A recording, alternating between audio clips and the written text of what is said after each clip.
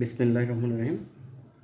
আসসালামু আলাইকুম শিক্ষার্থী বন্ধুরা, তোমরা কেমন আছো? আশা করি তোমরা মহান আল্লাহর রহমতে ভালো আছো। আলহামদুলিল্লাহ, আমিও ভালো আছি। আজকে আমরা বয়েস নিয়ে আলোচনা করব। সো কথা না বলি শুরু করছি বয়েসের আলোচনা। বয়েস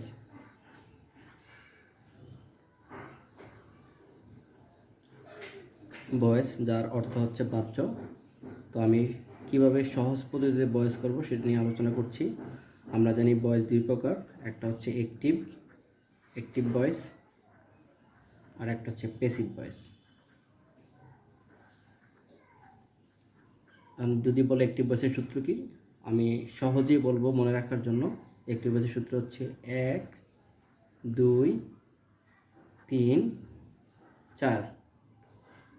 1 2 4 1 2 3 4 আসলে এটা কীভাবে আমরা নির্ণয় করবো একটা সেন্টেন্স থেকে সেটা আলোচনা করি। প্রথমে ধরো আমরা একটা সেন্টেন্স লিখি, হি প্লেস ফুটবল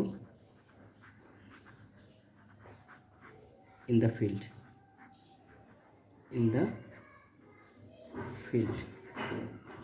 এটা একটা আমরা সেন্টেন্স লিখলাম। এখন দেখো আমরা কিভাবে এই সেন্টেন্সটা থেকে 1 2 3 4 নির্ণয় করি। সবসময় মনে রাখবা, এক বারটাকে কে দ্বারা প্রশ্ন করলে যে উত্তর আসবে সে হচ্ছে এক, অর্থাৎ কাজটা যে করে সে হচ্ছে এক। তাহলে কে ফুটবল খেলে, বাপকে প্রশ্ন করি কে ফুটবল খেলে, উত্তর আসলো সে, তাহলে সে হচ্ছে এক। আর ভার্বটা হচ্ছে দুই। এখন ভার্বটা আবার কী ভার্ব? Transitive verb. এখন প্রশ্ন করতে পারো, স্যার ট্রানজিটিভ ভার্ব কি?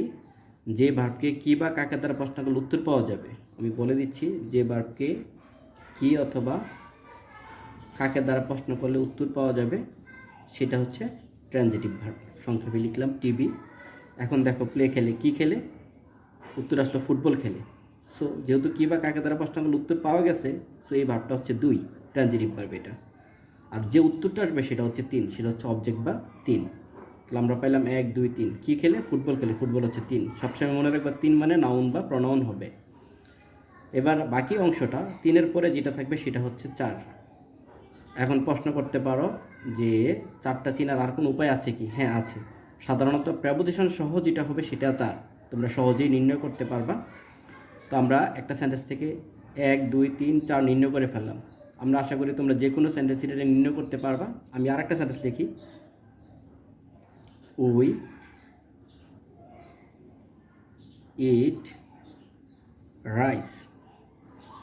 এখানে খেয়াল করো, আমরা ভাত খাই, কে ভাত খায়? আমরা। উই হচ্ছে এক মানে সাবজেক্টটা নাউন বা প্রনাউন হবে। তারপরে ইটকে প্রশ্ন করি আমরা কি খাই, উত্তর আসলো ভাত খাই। তাহলে যেহেতু ভার্বটাকে কী দ্বারা প্রশ্ন করে উত্তর আসছে, সো ভার্বটা হচ্ছে দুই, আর কি খাই এটা হচ্ছে তিন। সো আমরা 1 2 3 পেলাম। এখানে দেখো 4 আমি লিখি নাই, অর্থাৎ একটা সেন্টেন্সে যদিও আমি বয়সে বলেছি 1 2 3 4, অনেক সময় 1 2 3 পর্যন্তও থাকতে পারে। যদি 4 থাকে তাহলে আমি 4-এর নাম্বার দেবো, আর যদি 4 না থাকে তাহলে নাম্বার দেওয়া লাগবে না। এখন আসো পেসিভ করতে গেলে সূত্রটা কি? পেসিভের সূত্রটা হচ্ছে 3 2 4 1। 3 2 4 1 মনে রাখতে হবে। 3-এর পরে তোমাকে টেন্স অনুযায়ী একটা বি ভার্ব বসাতে হবে। আর সবসময় 2 মানে ভার্বটাকে পাস্ট পার্টিসিপল করে ফেলতে হবে। আর 1-এর আগে তোমাদের একটা প্রেপোজিশন ইউজ করতে হবে। জেনারেলি প্রেপোজিশনটা হচ্ছে বাই, যদিও অনেক সময় অন্য প্রেপোজিশন বসতে পারে, আমরা আলোচনা করব। তো আমরা পেয়ে ফেললাম পেসিভের সূত্র 3 2 4 1। আমরা দেখছি 3 এবং 2-এর মাঝখানে একটা বি ভার্ব ব্যবহার করেছি এবং 1-এর আগে একটা প্রেপোজিশন বাই ব্যবহার করেছি। তো এখন আমরা যদি সেন্টেন্সটাকে পেসিভ করতে যাই, তো পেসিভের সূত্র বলছে প্রথমে 3 বসাতে হবে। আমরা 3 বসে, 3 কী আছে? ফুটবল। যেহেতু প্রথমে লিখবো, বড় হাতে লিখলাম ফুটবল। 3-এর পর আমাকে কি করতে হবে? একটা বি ভার্ব ব্যবহার করতে হবে। এখন বিভাবটা বললাম কি অনুযায়ী? টেন্স অনুযায়ী। তাহলে আসলে টেন্স অনুযায়ী কীভাবে বিভাব করব, সেই ক্ষেত্রে আমি তোমাদেরকে একটা সহজ উপায় বলে দিতে পারি, বিভাব ব্যবহার করার একটা কৌশল দিতে পারি।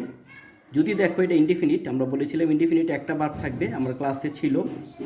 তো যদি ইনডিফিনিট হয় সেক্ষেত্রে প্রেজেন্ট হলে আমরা এম ইজ আর থেকে সাবজেক্ট অনুযায়ী একটা ভার্ব ব্যবহার করব। যদি পাস্ট ইনডিফিনিট হয় সেক্ষেত্রে আমরা ওয়াজ অথবা ওয়ার থেকে সাবজেক্ট অনুযায়ী একটা ব্যবহার করব।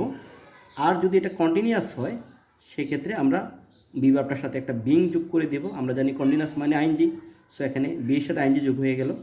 আর যদি পারফেক্টের কথা বলে সেক্ষেত্রে পারফেক্ট করার জন্য আমরা পারফেক্ট মানে আমরা জানি ভার্বের পাস্ট পার্টিসিপল, সেক্ষেত্রে বি এর পাস্ট পার্টিসিপল বিন হয়ে যাবে। তো এখানে আমরা এতটুকু মনে রাখলেও আপাতত করতে পারি।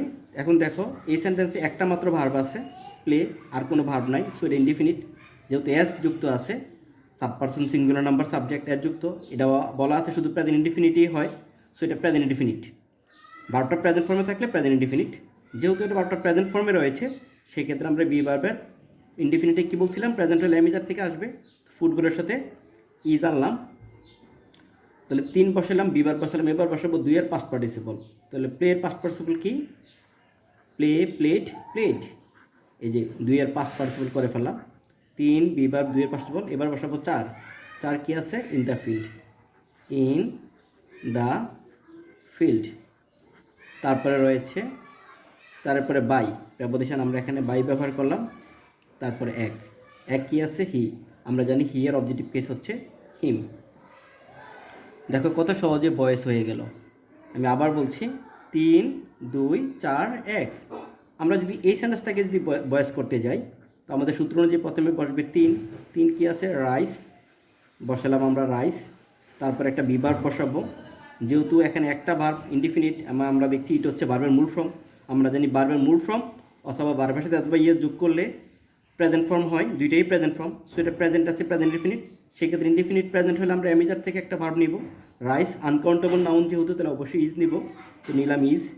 তারপরে 2 এর পাস্ট পার্টিসিপল, ইটের participle it, at, eaten, EATEN, eaten. তাহলে 3 বসালাম, বি ভার্ব বসালাম, 2 এর পাস্ট পার্টিসিপল। তারপরে যদি 4 থাকতো 4 বসতাম, 4 নাই, সো আমরা কি করব, একটা প্রেপোজিশন বসাবো, সেক্ষেত্রে বাই, তারপরে আমরা নিব এক, উই, ভার্বের পরে অবজেক্টিভ কেস, উইয়ের অবজেক্টিভ কেস হচ্ছে আস। দেখছো কত সহজে ভয়েস করা যায়, জাস্ট সহজ সূত্র 1 2 3 4, অ্যাক্টিভ ভয়েসের প্যাসিভ ভয়েসের সূত্র হচ্ছে 3 2 4 1। সো আমরা এই দুইটা সূত্র দিয়ে যে কোনো সেন্টেন্সকে ইনশাল্লাহ ভয়েস করতে পারবো। তো আজকে আমরা অতটুকু পর্যন্ত সীমাবদ্ধ রাখলাম, এটা হচ্ছে বেসিক একটা ক্লাস ভয়েসের। তোমরা যদি এইটা বোঝো